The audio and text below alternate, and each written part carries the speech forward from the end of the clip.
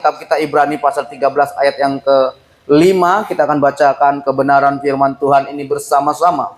Demikian kebenaran firman Tuhan, 1, 2, 3, ya. Janganlah kamu menjadi hamba uang dan cukupkanlah dirimu dengan apa yang ada padamu.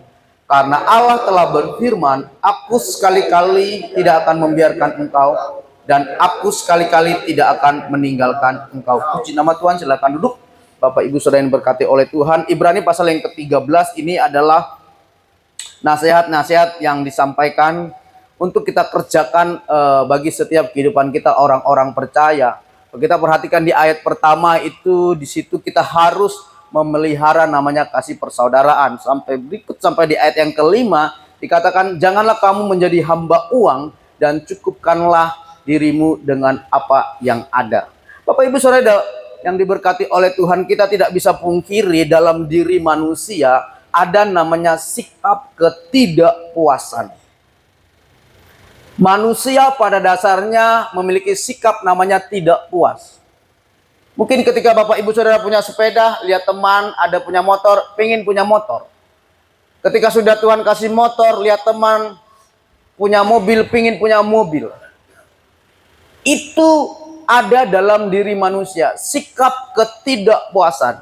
Nah, sikap ini kalau kita tidak bisa menguasainya akan menjadi bahaya bagi setiap kehidupan kita. Karena apa? Sikap ketidakpuasan dalam diri manusia itu akan membuat manusia cenderung melakukan dosa.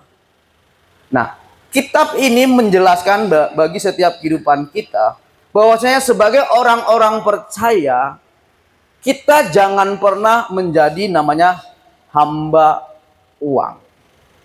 Ingat Bapak Ibu Saudara yang diberkati oleh Tuhan, kehidupan kita sudah ditebus lewat pengorbanan Yesus di kayu salib. Kita sudah Tuhan jadikan sebagai apa? Sebagai hamba kebenaran. Tapi seringkali kita hidup, fokus kita tidak jarang itu dari uang. Dan saya mau katakan kepada kita semua yang ada di tempat ini, ketika engkau bekerja di tempat ini, jangan fokusnya uang. Kalau engkau bekerja di tempat ini fokusnya uang, ketika ada perusahaan yang menawarkan gaji lebih besar daripada perusahaan tempat ini, saya yakin dan percaya engkau akan pindah. Ketika kita bekerja, dimanapun kita bekerja, pastikan tempat itu nyaman dan kita bisa menjadi berkat di tempat itu. Jangan fokusnya uang. Kenapa Bapak Ibu Saudara? Uang itu bisa membawa kita kepada kejahatan. Makanya dalam kitab Ibrani di sini mengingatkan kita bahwasanya kita harus apa? Harus menjadi orang bijak, jangan sampai kita menjadi sama dengan dunia ini. Dunia ketika mereka bekerja, mereka fokusnya uang. Makanya sampai saat ini tentang upah minimum Bapak Ibu Saudara itu belum jelas. Karyawan tambah nggak mau sesuai dengan apa? Upah minimum yang ditetapkan oleh provinsi. Mereka minta lebih. Ya betul, kita capek, kita lelah. Tapi kita bekerja fokusnya bukan uang. Karena kita percaya, sekalipun uang yang kita terima tidak sebanyak orang-orang, tapi kalau kita ada Tuhan yang menyertai, kita nggak akan pernah kekurangan. Saudara, kita nggak akan pernah kekurangan. Saudara, organisasi kami GPDI, itu menjadi hamba Tuhan nggak ada gaji, saudara. Tidak ada gaji. Tidak ada gaji. Gaji kami 1 bulan itu 30 hari. Dari mana kami bisa makan? Dari mana kami bisa hidup? Ketika kami melayani. Tapi sampai hari ini ketika saya mengambil pilihan untuk menjadi seorang hamba Tuhan, saya tidak pernah minta-minta. Sampai hari ini. Sampai saya menikah, saya punya anak, saya tidak pernah minta-minta. Karena saya tahu Tuhan yang saya layani itu punya alam semesta. Tidak mungkin dia akan membiarkan saya kelaparan, kekurangan. Bahkan firman Tuhan, Raja Daud pernah katakan begini, dahulu aku muda dan sekarang aku tua, tapi tidak pernah aku lihat orang benar duduk meminta-minta. Nah, pada Ibrani pasal 13 ayat 5 bagian B, di sini jelas-jelas Tuhan apa? Tuhan menyatakan janjinya bagi setiap kehidupan orang-orang percaya yang hidupnya bergantung penuh kepada Tuhan dan hidupnya tidak menjadi hamba uang. Ada dua alasan kenapa kita tidak boleh menjadi hamba uang. Karena pertama, uang itu disamakan kedudukannya dengan Tuhan. Coba kita perhatikan dalam Matius. Tak seorang pun, Matius 6 ayat 24, tak seorang pun dapat mengabdi kepada dua tuan, karena jika demikian ia akan membenci yang orang dan mengasihi yang lain, atau ia akan setia kepada seorang dan tidak mengindahkan yang lain. Kamu tidak dapat mengabdi kepada Allah dan kepada Mammon. Saudara, kalau kita lebih mencintai uang, sulit bagi kita untuk setia kepada Tuhan. Ada banyak orang-orang sekarang ketika dia sudah di posisi yang enak, itu sulit untuk datang beribadah. Di jemaat kami banyak, saudara. Iya. Ketika dia belum bekerja, datang beribadah setia, doa setia datang, ibadah wadah-wadah datang, ibadah minggu datang, bisa hari Minggu dia bisa 2 kali datang, melayani dia melayani. Tapi setelah bekerja, ditanya kenapa enggak ibadah? Pak Pendeta, capek. Kenapa enggak ibadah? Pak Pendeta, tanggung jawab banyak. Saudara tahu enggak? Dunia, iblis akan menawarkan banyak uang untuk kehidupan kita supaya kita meninggalkan apa? Meninggalkan Tuhan. Ada seorang konten kreator, dia tanyakan kepada ChatGPT. Dia tanyakan begini, kalau engkau iblis, bagaimana membuat manusia itu meninggalkan Tuhan? Tahu nggak ChatGPT katakan apa? Cara saya membuat manusia meninggalkan Tuhan itu dengan membuat manusia lupa akan Tuhan dengan mereka tidak sadar. Lewat apa? Lewat kesibukan kita. Ya, lewat keluarga kita. Jangan salah, kadang keluarga juga membuat kita jauh dari Tuhan. Pasangan kita. Jadi hati-hati. Uang itu disamakan dengan Tuhan. Makanya dikatakan kita tidak bisa mengabdi kedua Tuhan. Antara Allah dengan Mammon. Mammon ini berbicara tentang uang. Kalau kita setia kepada Mammon, kita tidak akan mungkin bisa setia kepada Tuhan. Dan saya bersyukur, saudara tahu saudara harus setia kepada siapa. Saya yang percaya. Saudara ini kan baru pulang kerja, atau capek, lelah, atau lebih enak tidur. Toh. Tapi kalau saudara hadir pada malam hari ini, mengambil satu keputusan yang tepat, mengambil satu keputusan yang benar, yaitu saudara apa? Saudara butuh Tuhan, perlu Tuhan. Yang kedua, kenapa kita tidak boleh menjadi hamba Tuhan? Menjadi hamba uang. 1 Timotius 6 ayat yang 10. Karena akar segala kejahatan ialah cinta uang. Sebab oleh memburu uanglah beberapa orang telah menyimpang dari iman dan menyiksa diri dengan berbagai-bagai duka. Akar segala kejahatan adalah cinta uang. Sekarang saya tanya kepada saudara, kalau pada hari Minggu ada dua pilihan saudara. Pertama, saudara pergi ibadah. Kedua, saudara dapat lemburan. Saudara mau pilih mana? Saudara mau lemburan? Lemburan itu ditambah 4 kali lipat. Saudara mau pilih mana? Lembur atau ibadah? Oh, lembur Pak Pendeta. Ibadah kan minggu depan ada. Ya kalau hidup saudara sampai minggu depan. Ini firman Tuhan, karena akar segala kejahatan ialah cinta uang. Sebab oleh memburu uanglah beberapa orang telah menyimpang dari iman dan menyiksa diri dengan berbagai duka. Kalau saudara pergi lebih memilih lembur, saudara apa? Menyiksa diri, saudara. Tapi ketika saudara tetap datang beribadah, sekalipun tawarannya lemburannya itu biayanya 4 kali lipat, saudara menyelamatkan hidup saudara. Itu di dalam dunia pekerjaan nyata, saudara. Jadi saya mau katakan, hati-hatilah. Hati-hatilah dengan apa? Dengan uang. Uang nggak pernah salah, saudara. Uang nggak pernah salah. Kalau uang salah, Tuhan sudah musnahkan uang. Tapi yang salah adalah kecintaan kita terhadap uang. Jangan sampai saudara datang ke tempat ini karena saudara cinta uang, bukan toh? Saudara datang ke tempat ini, bekerja di tempat ini bukan karena cinta uang, kan? Karena memang saudara menyadari saudara butuh uang untuk memenuhi kebutuhan hidup.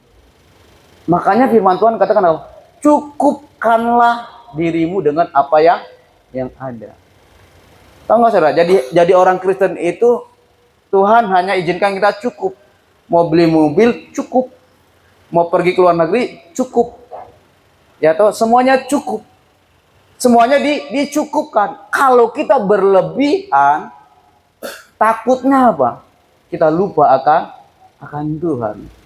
Karena cara untuk kita meninggalkan Tuhan itu dengan kita dibuat lupa akan Tuhan.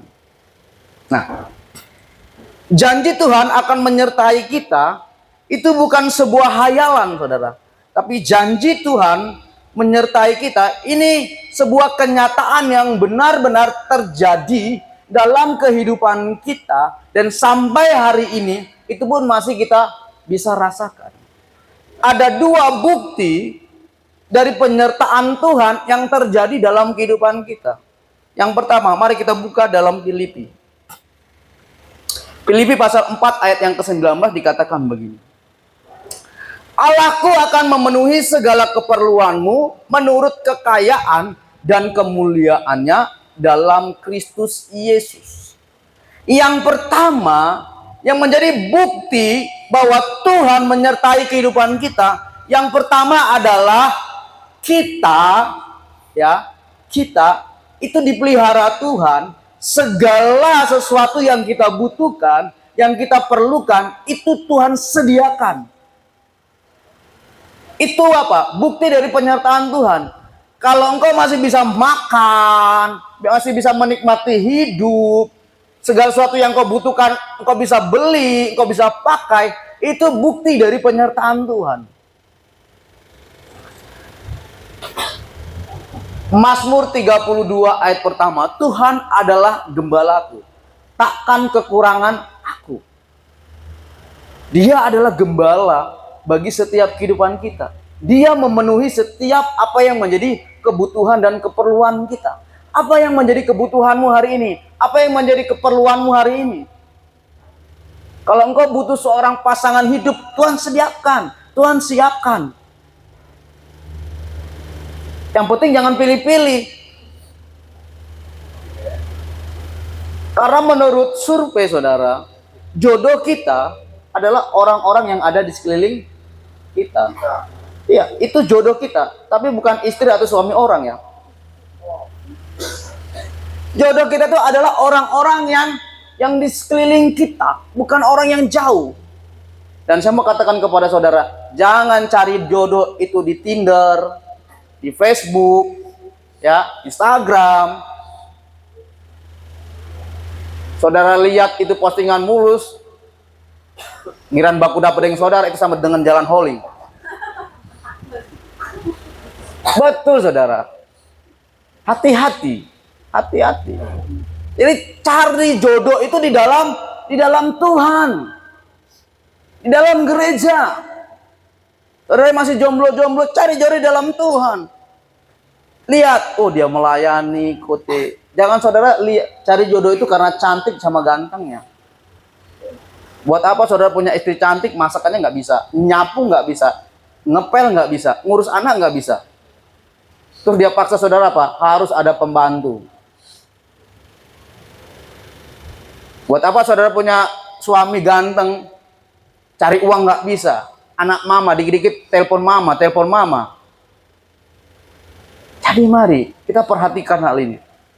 Tuhan akan memenuhi segala keperluan kita. Nah, seringkali iblis tanamkan kekhawatiran dalam kehidupan kita tentang apa yang menjadi keperluan kita. Tapi Yesus pernah katakan di dalam Matius di pasal yang ke-6 tentang hal kekhawatiran. Yesus katakan, jangan apa? Jangan khawatir. Saudara pernah lihat burung, pernah lihat bunga itu khawatir tentang hidupnya? Bukankah kita lebih berharga, lebih mulia daripada burung dengan bunga? Sedangkan burung dengan bunga aja Tuhan pelihara, Tuhan perhatikan kebutuhannya, apalagi hidup kita, saudara. Jadi mari, jangan pernah khawatir akan kehidupanmu. Bapak-bapak, engkau meninggalkan istri, anak, jangan khawatir. Percaya. Tuhan akan jaga, Tuhan akan pelihara. Tuhan akan berkati kehidupan apa? Istrimu, anakmu. Begitu juga dengan ibu-ibu meninggalkan suami mungkin. Tuhan akan jaga. Karena apa? Iblis akan tanamkan setiap kekhawatiran-kekhawatiran. Tiba-tiba kita lagi kerja-kerja, iblis tanamkan. Kenapa istri ada yang lain kan? Apalagi ketika suami telepon ini satu hari tidak diangkat-angkat. Mulai iblis tanamkan setiap kekhawatiran. Kenapa istri coba jalan dengan DP mantan kah? Segala macam kah? Itu akan ditanamkan iblis dalam setiap kehidupan kita. Makanya apa? Makanya buang setiap kekhawatiran kita. Percayalah, Tuhan itu akan memenuhi setiap keperluan kita. Yang kedua, kita buka dalam Mazmur. Mazmur 121. Ayat 5 sampai dengan 8 dikatakan begini. Tuhanlah penjagamu, Tuhanlah naunganmu, di sebelah tangan kananmu. Matahari tidak akan menyakiti engkau pada waktu siang, atau bulan pada waktu malam. Tuhan akan menjaga engkau terhadap segala kecelakaan. Ia akan menjaga nyawamu. Yang kedua, bukti Tuhan menyertai kehidupan kita, yaitu penjagaan Tuhan itu terjadi dalam kehidupan kita. Saudara, kalau Tuhan tidak menyertai saya, Pak Valen jemput saya jam siang, saya nggak mungkin sampai sini, mungkin kami masuk jurang. Kalau Tuhan tidak menyertai kami, pasti kami akan masuk jurang. Entah tabrakan lah. Saya tidak akan pernah sampai sini kalau bukan karena penyertaan Tuhan. Begitu juga dengan Bapak, Ibu, Saudara. Kalau bukan penyertaan Tuhan, ketika engkau bawa alat berat, ketika engkau menjadi driver LV, engkau gak akan pernah sampai kepada apa? Kepada tujuanmu kalau tidak dalam penyertaan Tuhan. Jadi bukti Tuhan menyertai kehidupan kita. Ada penjagaan Tuhan yang terjadi dalam kehidupan kita. Bayangkan saja Tuhan katakan, matahari tidak akan menyakiti engkau pada waktu siang. Saudara, buktikan ini, saudara. Besok siang jam 12 siang, saudara keluar tidak pakai baju. Panas, tapi itu tidak akan menyakiti engkau. Tapi jangan coba Tuhan juga ya. Itu janji Tuhan. Artinya apa? Tuhan akan menghalaukan segala jenis kecelakaan dalam kehidupan kita. Karena penyertaan Tuhan itu sempurna atas kehidupan kita orang-orang percaya.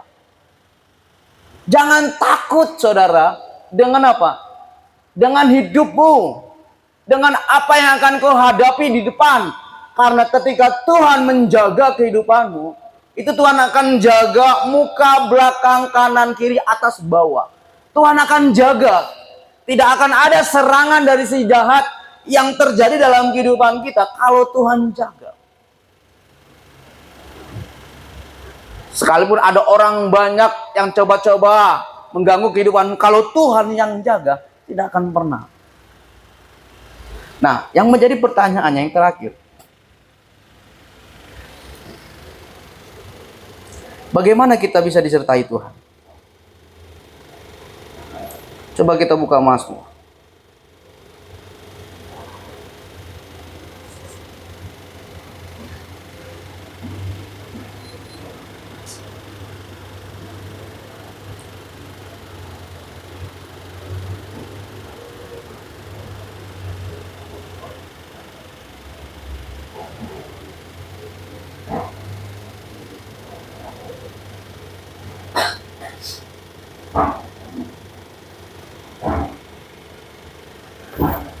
Mazmur 25 ayat 9 dikatakan begini.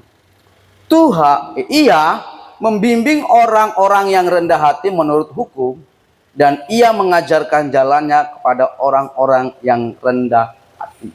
Syarat untuk kita disertai oleh Tuhan, kita harus hidup dalam kerendahan hati, saudara. Makanya ketika engkau berhasil dalam pekerjaanmu, berhasil dalam kehidupanmu, engkau harus apa? Menaikkan ucapan syukurmu kepada Tuhan. Engkau katakan, Tuhan terima kasih. Semua karena Tuhan, bukan karena saya. Itu orang yang rendah hati, saudara. Orang yang rendah hati itu tahu kapan dia harus mengucap syukur. Orang yang rendah hati itu tahu siapa dirinya di hadapan Tuhan. Jadi mari, kalau engkau mau disertai Tuhan dalam kehidupanmu, menjalani kehidupan di tempat ini, kau harus apa? Kau harus miliki kerendahan hati. Ingat, kita harus rendah hati, bukan rendah diri. Karena ada banyak orang yang rendah diri, bukan rendah hati. Saudara, kita sudah ditebus oleh darah Kristus. Jadi kita tidak boleh rendah diri. Kita harus rendah hati. Kapan kita menjadi pribadi yang rendah diri? Ketika kita datang di hadapan Tuhan. Kita harus menjadi orang yang rendah diri, yang artinya kita menyadari kita tidak bisa apa-apa. Kita bukan siapa-siapa. Tapi di hadapan manusia, jangan pernah engkau rendah diri. Ketika engkau rendah diri di hadapan manusia, itu sama saja engkau merendahkan Tuhan. Tapi di hadapan manusia engkau harus rendah hati. Tapi di hadapan Tuhan engkau harus rendah diri. Artinya kita menyadari kita tidak bisa, kita tidak mampu tanpa Tuhan. Jadi mari hiduplah dalam penyertaan Tuhan.